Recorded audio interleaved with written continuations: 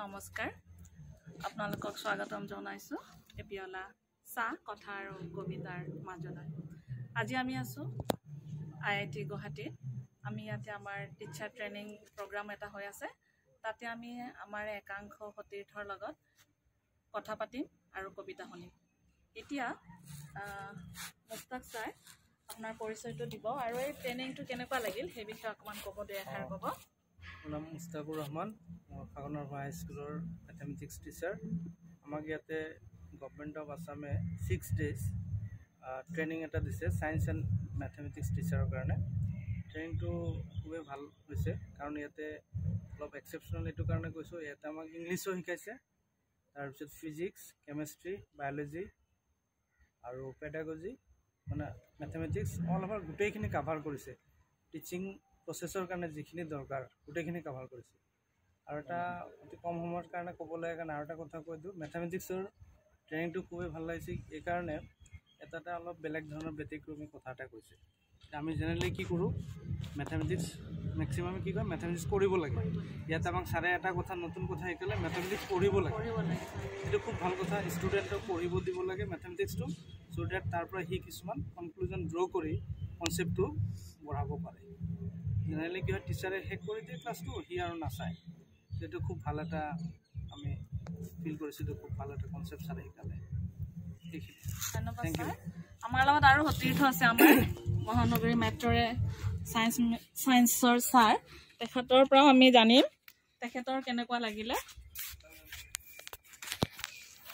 নমস্কাৰ মোৰ নাম অসিত ঘোষ NPME হাই স্কুলৰ science teacher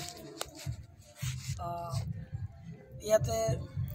6 days residential science and mathematics এটা ট্ৰেইনিং দিছে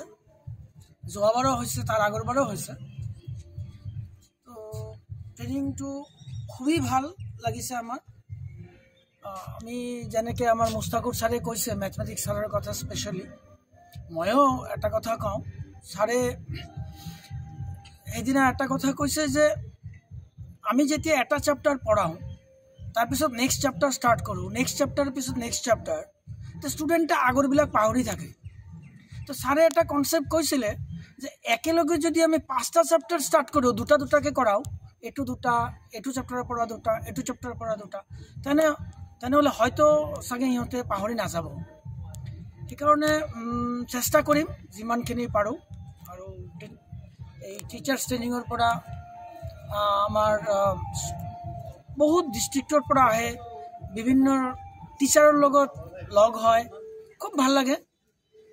চৰকাৰক আমি কি ক'ব নেক্সট টাইম যদি আকৌ আহে এনেকুৱা চান্স পাওঁ মই অৱশ্যই আহিম থেংক ইউ ছাৰ কিবা ক'বনে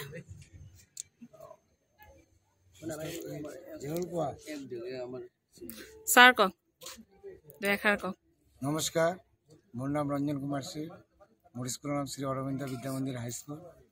আমাৰ 6 দিনীয়া ইয়াতে যে IIT ট্ৰেইনিং হৈ আছে আজি 4ৰ্থ দিন এইকেইদিন আমি কৰি ভালে পাইছোঁ আমাৰ ৰাতিপুৱাৰ পৰা ব্ৰেকফাষ্টৰ পৰা আদি কৰি লাঞ্চ টি এইবিলাক চবি দিয়ে তথাপি আমি ক্লাছবিলাক কৰি আছোঁ ক্লাছবিলাক ভালেই লাগিছে স্পেচিয়েলি পেডাগগি এইবিলাক যে কৰাইছে আমি বহুত মানে অৱগত হৈছোঁ আৰু ষ্টুডেণ্টক আমি ভালকৈ শিকাব পাৰোঁ ধন্যবাদ ধন্যবাদ ছাৰ এতিয়া আমি আমাৰ বাইদেউৰ পৰিচয়টো জানিব বিচাৰিম নমস্কাৰ মোৰ নাম সোমা দাস মই নিউ গুৱাহাটী ৰেলৱে কলনী হাইস্কুলৰ শিক্ষক বিজ্ঞানৰ আৰু এই ধুনীয়া পৰিৱেশত মোৰ মানে গুৰু ৰবীন্দ্ৰনাথ ঠাকুৰৰ এটা কবিতা গাই দিয়াৰ বিৰাট মন গৈছে এতিয়া মই এইটোৱে গাই দিম কবিতাটোৰ নাম আছিল তবু মনে রেখো যদি দূরে যায় চলি সেই পুরাতন প্রেম যদি এককালে হয়ে আসে দূর স্মৃতি কাহিনীকে বলি ঢাকা পড়ে নব নব জীবনের জালে তবু মনে রেখো যদি বড় কাছে থাকি নতুন এ প্রেম যদি হয় পুরাতন দেখে না দেখিতে পাই যদি শান্ত আঁখি পিছনে পড়িয়া থাকি ছায়ার মতো তবু মনে রেখো যদি তাহে মাঝে মাঝে উদাস বিষাদ ভরে কাটে সন্ধ্যা বেলা অথবা শারদ প্রাতে বাধা পড়ে কাজে অথবা বসন্ত রাতে থেমে যায় খেলা তবু মনে রেখো যদি মনে পড়ে আর আখি প্রান্তে দেখা নাহি দেয় অশ্রুধান। ধন্যবাদ। আমি বৰ ধুনীয়া কবিতা এটা শুনিলোঁ। কবিগুৰুৰ কবিতা শুনি আমাৰ সঁচাকৈ বৰ ভাল লাগে আৰু এই পৰিৱেশৰ পৰা আমি এতিয়া বিদায় লৈছোঁ। নমস্কাৰ।